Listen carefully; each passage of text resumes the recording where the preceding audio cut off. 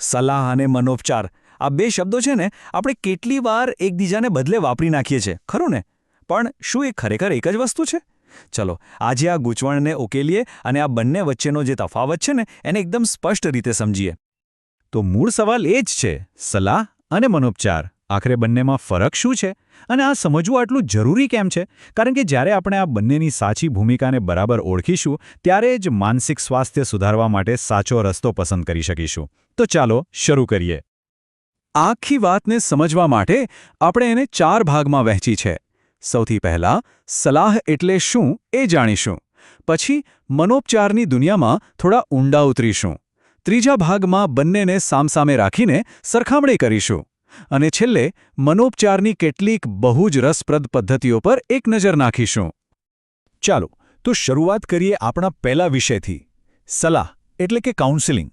આપણે બધા આ શબ્દથી પરિચિત છીએ, પણ જ્યારે કોઈ પ્રોફેશનલ કાઉન્સિલિંગની વાત કરે છે ત્યારે એનો સાચો અર્થ શું થાય? સાવ સાદા શબ્દોમાં કહીએ તો સલાહ એક એવી પ્રોસેસ છે જ્યાં એક સલાહકાર અને મદદ લેવા આવેલ વ્યક્તિ, જેને સલાહાર્થી કહેવાય, બંને સાથે મળીને કામ કરે છે. આનો મુખ્ય હેતુ કોઈ ચોક્કસ સમસ્યાનો ઉકેલ લાવવાનો અને જીવનમાં સકારાત્મક બદલાવ માટે મદદ કરવાનો છે. એક રીતે જુઓ તો આ એક જાતનું માર્ગદર્શન જ છે.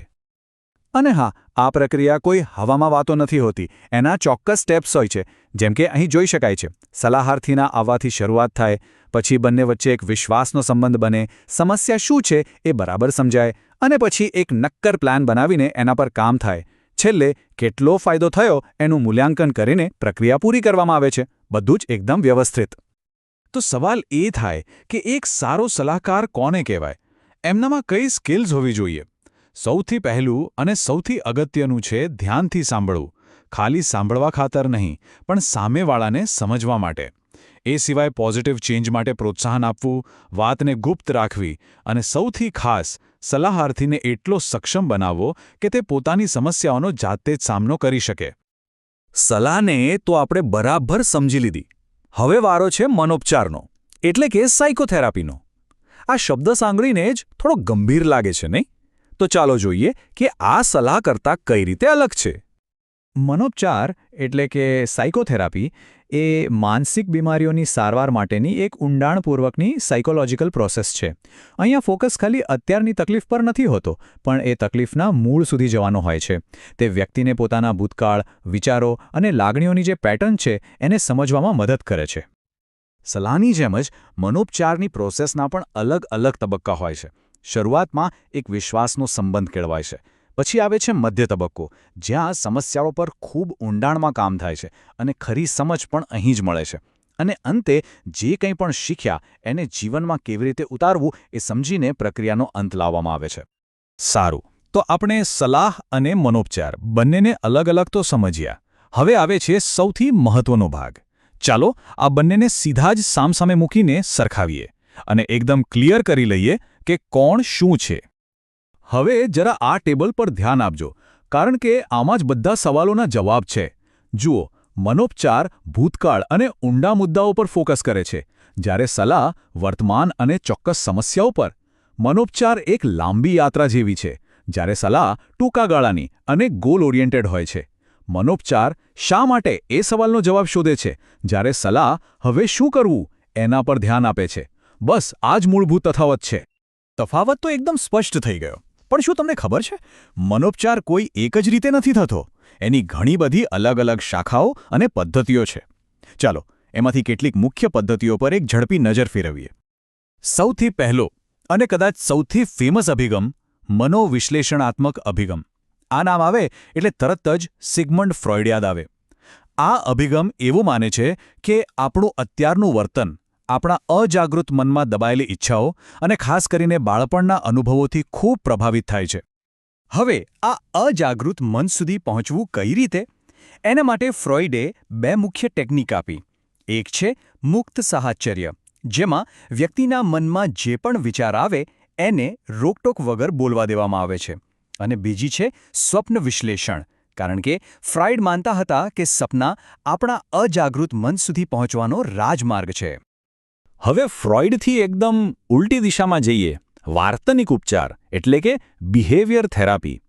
આ અભિગમ અજાગૃત મન કે ભૂતકાળની બહુ ચિંતા નથી કરતો. એનું માનવું સિમ્પલ છે, આપણું વર્તન એ આપણે શીખેલી આદતોનું પરિણામ છે, અને જો કોઈ ખરાબ આદત શીખી શકાય તો એને ભૂલીને નવી સારી આદત પણ શીખી જ જઈ શકાય છે. આમાં બહુ જ પ્રેક્ટિકલ ટેકનિક્સ વપરાય છે, જેમ કે પદ્ધતિસરનું વિસંવેદનીકરણ, જેનો ઉપયોગ ફોબિયા એટલે કે કોઈ વસ્તુના ડરને ધીમે ધીમે ઓછો કરવા માટે થાય છે, અથવા દૃઢાગ્રહી તાલીમ, જે કોઈને પોતાની વાત શાંતિથી પણ મક્કમતાથી કહેતા શીખવે છે. ત્રીજો અભિગમ છે બોધાત્મક ઉપચાર એટલે કે કોગ્નિટિવ થેરપી. આ એકદમ પાવરફુલ આઈડિયા છે. એ કહે છે કે પ્રોબ્લેમ કોઈ ઘટનામાં નથી, પણ આપણે એ ઘટનાને કયા ચશ્માથી જોઈએ છે એમાં છે. જો આપણે આપણી નેગેટિવ વિચારસરણીને ઓળખીને બદલી શકીએ તો આપણી લાગણીઓ અને વર્તન આપોઆપ સુધરી જશે. અને છેલ્લે વાત કરીએ કાર્લ રોજર્સના અસીલ કેન્દ્રિત અભિગમની. આ એક ખૂબ જ માનવીય દૃષ્ટિકોણ છે.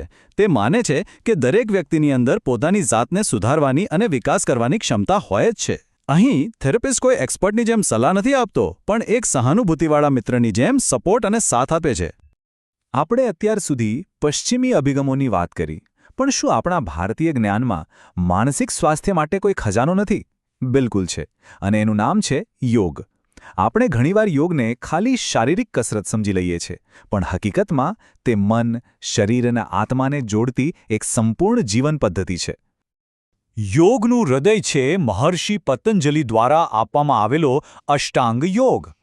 અહીં જે 8 અંગો દેખાય છે ને, યમ નિયમથી લઈને ધ્યાન સમાધિ સુધી, એ ખાલી સ્ટેપ્સ નથી, પણ મનના વિકાસનો એક આખો રોડમેપ છે. આમાંથી આસનથી શરીર સ્થિર થાય તો મન પણ સ્થિર થાય છે. પ્રાણાયામ એટલે કે શ્વાસ પર નિયંત્રણ આપણી એનર્જીને કંટ્રોલ કરીને મનને શાંત કરે છે. અને ધ્યાન એ તો મનને એક જગ્યાએ કેન્દ્રિત કરવાની પ્રક્રિયા છે, જે આંતરિક શાંતિ અને સ્પષ્ટતા લાવે છે. આ બધું મળીને માનસિક સ્વાસ્થ્ય માટે એક મજબૂત પાયો નાખે છે. તો આપણે સલાહ, મનોપચાર અને યોગ વિશે જાણ્યું. ભલે રસ્તા અલગ અલગ હોય, પણ મંઝિલ એક જ છે: મનની શાંતિ અને સુખાકારી. અને એક વાત હંમેશા યાદ રાખવા જેવી છે: મદદ માંગવી એ કમજોરી નથી, પણ હિંમતની નિશાની છે. કારણ કે માનસિક સ્વાસ્થ્યની કોઈપણ યાત્રામાં પહેલું અને સૌથી મહત્વનું પગલું સાચી સમજણ મેળવવાનું જ હોય છે.